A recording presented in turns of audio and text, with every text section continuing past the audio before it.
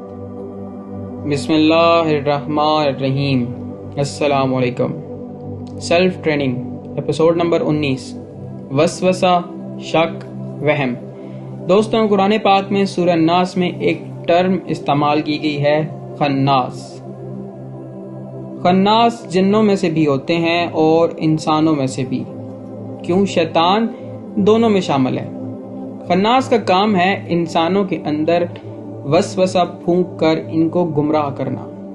وسوسہ ایک عام خیال ہوتا ہے، لیکن پھر یہ شک میں تبدیل ہو جاتا ہے اور شک آہستہ آہستہ وہم کی بیماری بن جاتا ہے۔ کسی کو مایوس کرنا چاہے، عام معاملہ ہو یا شہنشاہ زمانہ عجل اللہ فرج شریف کی دعا سے، ظہور سے، یہ بھی خناسیت ہے۔ کسی کی امید کو توڑنا بھی خناسیت ہے۔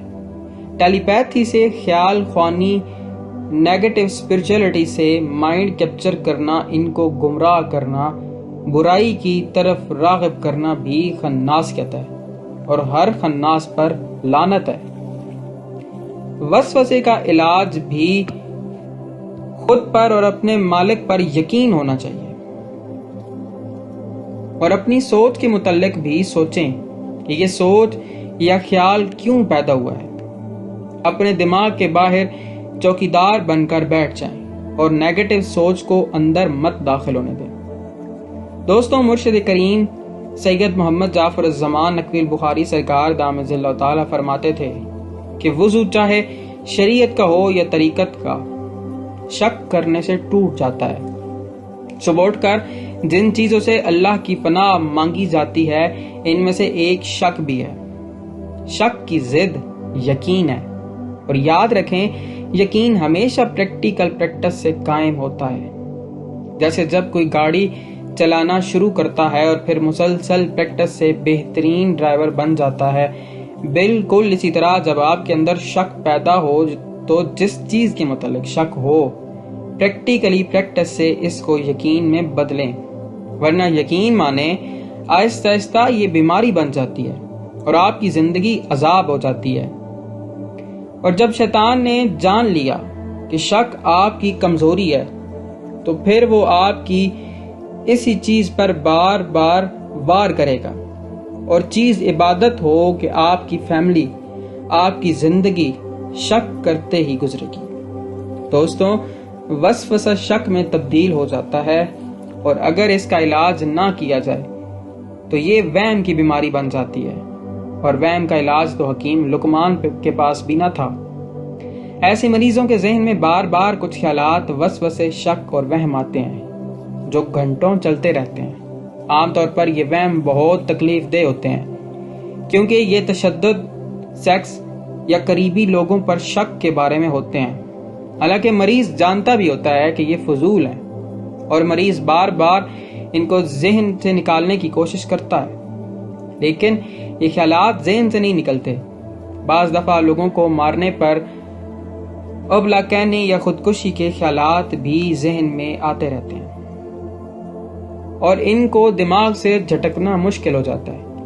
یاد رکھیں، ایسے خیالات سے چھٹکارے کا بہترین طریقہ ان کو اگنور کرنا ہے۔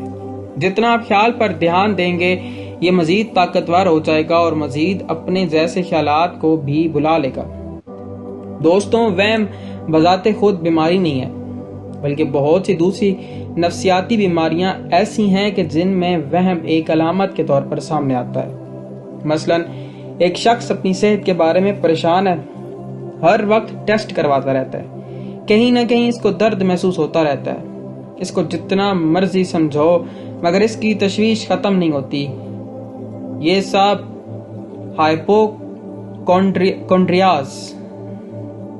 ہائپوکونڈریاسس نامی نفسیاتی بیماری میں مبتلا ہے۔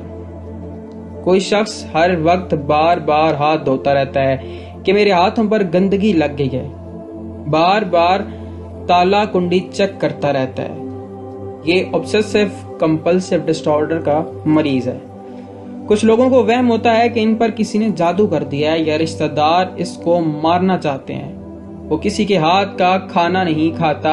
ایسے لوگ پیرانوئڈ سائزوفرینیا کے مرض میں مبتلا ہوتا ہے۔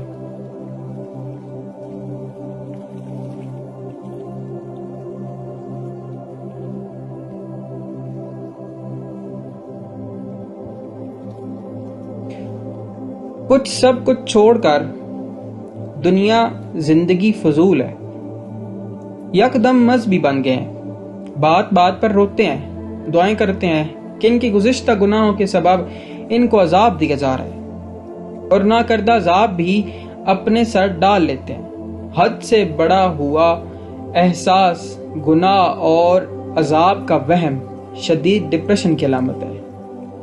Delusion of guilt. کسی مرد یا عورت کو اپنے پارٹنر پر شک ہوتا ہے کہ اس کا کسی کے ساتھ باہر افیئر ہے، جب دیکھو فون پر اس سے لگا رہتا ہے یا رہتی ہے۔